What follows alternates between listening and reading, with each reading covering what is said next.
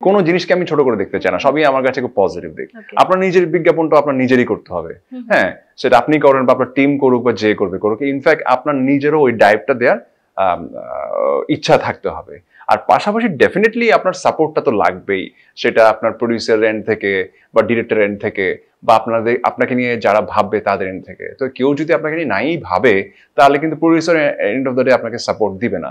কে আপনাকে নিয়ে ভাববে? যার সাথে আপনার জেলিংটা ভালো, যার সাথে আপনি মানে খুব ওয়েল কানেক্টেড, হ্যাঁ, সো আপনার ওই টিমটাই আপনাকে নিয়ে ভাববে। হ্যাঁ, সামহাউ কারোর সাথে যদি আপনি কানেক্টেড না থাকেন তাহলে কিন্তু ও আসলে আপনাকে নিয়ে ভাববে না। তার মানে কি বলতে যাচ্ছেন আপনি কারোর সাথে কানেক্টেড না ইন্ডাস্ট্রি? আমি আসলে টু বি অনেস্ট কানেক্টেড সবার সাথে, বাট আছে না যে খুব রেগুলার আড্ডা দেওয়া, খুব রেগুলার একটা সার্কেল মেনটেন করা, মানে এই ধরনের কখনো আমার হয় নাই। কারণ আমি বললামই তো, আমি খুবই লাইক সবসময় ঘর কোনো একটা ছেলে। ইনফ্যাক্ট এটা বলতে পারেন যে অনেকে ঈদের ছুটিতে বা যখন কাজের ব্রেক থাকে অনেক বড়, সবাই দেশ বিদেশ ঘুরতে চলে যায় আর আমি চলে যাই আমার বাড়িতে ফ্যামিলির সাথে কাটাই। হ্যাঁ, সো আমি এটা আমার চয়েস।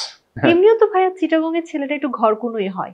আই ডোন্ট নো, মানে আমার দুই ভাই তো ঘরকুনো না, একটাও দেশে থাকে না। তার মানে আপনি একটু ঘরকুনো।